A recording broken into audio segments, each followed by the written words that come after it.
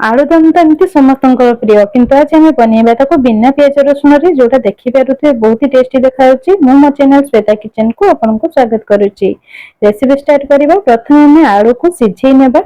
दुईटा हुइसिल सिझेई नेबा भल से धोईकी मु सिझौची एठी। आलू को सिझेइबा पूर्व भल से धोई नेबे तापर सिझेइबे। आलू सिझिबा भितरे आम अलगा सब मसला रेडी करि नेबा।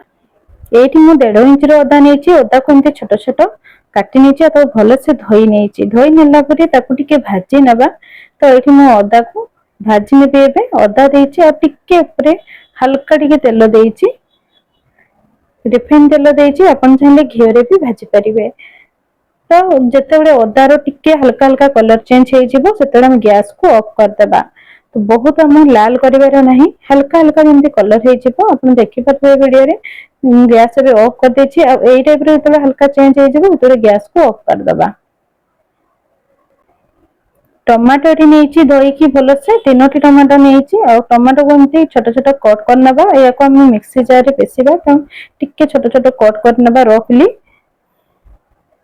आपण चाहिले टमाटर मंजी मध्ये काढी की पेसी परिबे। तो मु याको विथ मंजी बाटी नेबी। तो देखि पारथिबे एठी मोर कटा हो जाइछि टमाटो। तापरे भजा हेतबा अदा सब एमती दे दबा। एठी लंका दे दबा। लंका जदि आपनको बेसी राग पसंद तो देबे, नहले याको स्किप मध्ये करि परिबे। एठी मु दालचीनी नेछि आ दुईटी गुजराती नेछि। छोट गुजराती नेकी ब्लैक पेपर हाफ चम्मच नेछि। अल्प टिके पानी देके मसला को पेसी नेछि। आलू एपटे हमर सिझी जाइछि। देखंतु आलू रो चोपा मध्ये हम छड़े देछि। तापरे हम आटा प्रस्तुत करबा। मसला तो हम रेडी हो सारिछि। तो आटा को हम एबे भलो से दळी नबा। तो एठी म आटा नउछि। आटा रे मु एठी 2 चम्मच मात्र सुजी ऐड करबी। सुजी 2 चम्मच पकेले कोन कि आटा जो खस्ता रहइबो टिके खाइबा पे भल लागे। तो एठी 2 चम्मच मु सुजी पकेइछि। ता सहित आउ टिके फ्लेवर पे टिके जुवानी पकेइछि। आउ जुआनी हमर डाइजेशन रे भी बहुत हेल्प करे। तो आटा रे भी जोटा हम पूरी पे करू तो जुआनी टिके पकेले बहुत टेस्टी लगी थाए। लूण पकेइबा स्वाद हिसाब रे।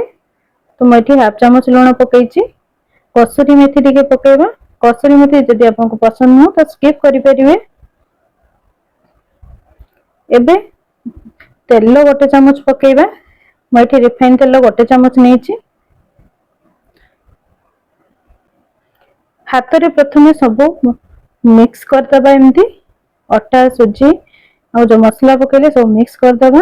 तापरे आमे एठी ताको दळीबा। दळीबा पई मैं एठी छेना पानी नेछि। आपन चाहिले नॉर्मल वाटर भी नै परिबे। कि छेना पानी थिले छेना पानी रे निहाती दळंतु। छेना पानी रे भी बहुत प्रोटीन थाए। तो निहाती याको स्किप करबेनी। छेना पानी थिले निहाती दळीबे, नथिले आपण नॉर्मल पानी रे भी दळी परिबे। जेमते हमें नॉर्मल आटा दळू सेमती दळी परिबे। तो आटा दळाटा एठी टिके बहुत सॉफ्ट रहिबनी, टिके हार्ड रहिबो। आटा दळा रे हम रोटी पे जेमिति टिके सॉफ्ट दळू ताठू टिके हार्ड रहिबो। ये सही हिसाब रे हमें पानी अल्प अल्प देकी दळी नबा। ध्यान रखिए बहुत पानी एकाठ सहित देबेनी। अल्प अल्प पानी देकी जेमति मु दळुची सेमिति ही दळिबे। एकाथरे देले भलो से दळी हेबनी। आ हमर टिके सॉफ्ट हे जिवो आटाटा। तो टिके मते हार्ड दरकार, सेति पई सेमी सॉफ्ट टाइप रो दरकार, बहुत सॉफ्ट भी नो। टिके हार्ड टाइप रो दळिले आटा हमर पूरीटा जो खास्ता रहिबो आ बढ़िया फुलिबो। एठी देखंतु आटा दळा हमर रेडी हे गेलानी। तो आटा को भल से दड़ी सारला परे ता ऊपर आ 1 चम्मच तेल देइतेली। रिफाइन तेल देइछि। तेल देइकी एमिति आ टिके दड़ी नबा। एमिति दड़ी सारिला परे ताको कवर करिकी छाडी दबा। तरकारी कर सारला परे हमें पूरी छाणीबा। तो हम सेते पर्यंत हमें याको कवर करिकी रखिबा। आलू तरकारी पे एठी मसला नेछि। हळदी पाउडर नेछि 1 चम्मच देखि पारथिबे। एटा लंका पाउडर नेछि राग वाला नेछि 1 चम्मच नेछि। एठी नेछि जीरा, गोटा जीरा नेछि, सुखा लंका नेछि, तेजपत्र नेछि, काश्मीरी लंका 1.5 चम्मच नेछि, लूण नेछि 1.5 चम्मच, कसूरी मेथी नेछि। तो एठी मु तेल देई देली। तेल टिके गरम होबा पर्यंत वेट करिबा। तेल गरम हैला परे हमें तेजपत्र पकेइ दबा। सुखा लंका जीरा पकईदबा। जीरा टिके भाजी हो गला परे आमे जो मसला रेडी करके रखिथिले ताकू देदबा। मसला को देई सारिला परे फ्लेम को मीडियम रखिबा। मीडियम फ्लेम रे सब मसला देके आमे भाजिबा।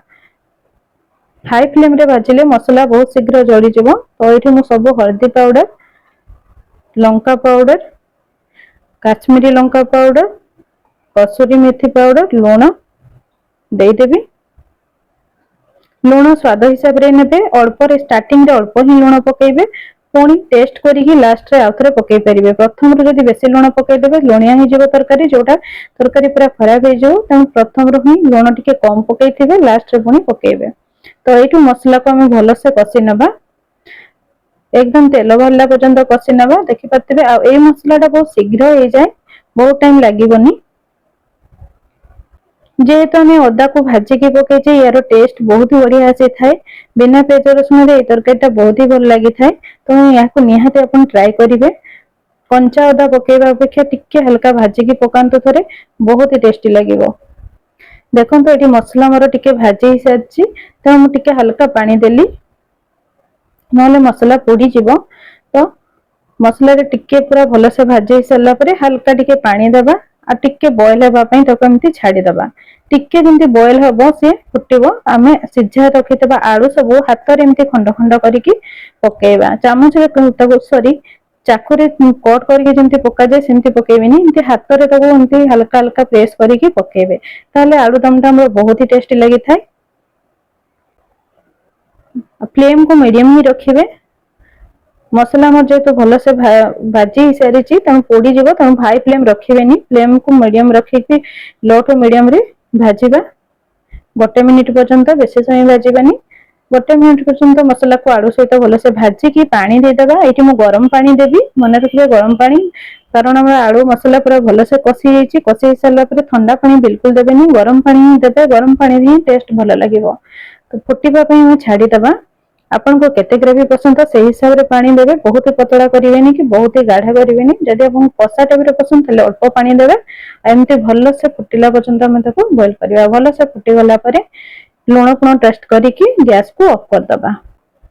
तरकारी हमर एपटे हे सरला परे एठी मु टिके तेल दोउची, रिफाइन ऑयल दोउची, आउ तापरे अटा गोळा जो रखितली ताको एमती बेलिबा। तेल देकी ही बेलिले सेटा भल से फुलिबो।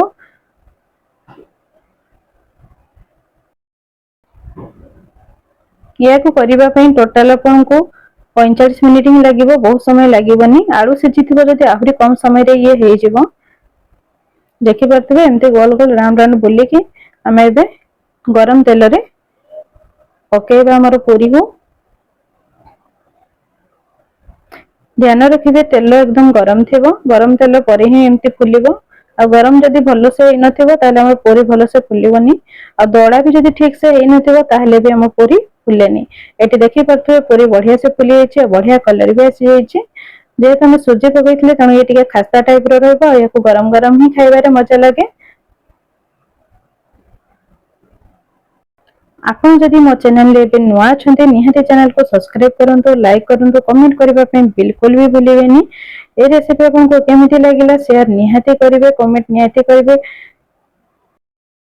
ए परिके बनेला परे निहाती कमेंट करिवे आपन को बिना पियाज रसुण रो आलूदम सहित पूरी केमिति लागिला, टेस्ट केमिति अछि। आ देखिबा त मो पूरी सब केमिति सब गोटे गोटे पूरी पूरा एमिति फुलुची आ बहुत बढ़िया कलर भी आसीची। या सहित हमर आजिकर जो ब्रेकफास्ट पूरी आलूदम एकदम रेडी ही जाईची। सब्सक्राइब करबा पे निहाती भूलिबेनी। निहाती गोटे सब्सक्राइब करिवे और लाइक करिवे। देखिबा त एठी हमर तरकारी आ पूरी को मु प्लेट रे रखि देलेनी। धन्यवाद।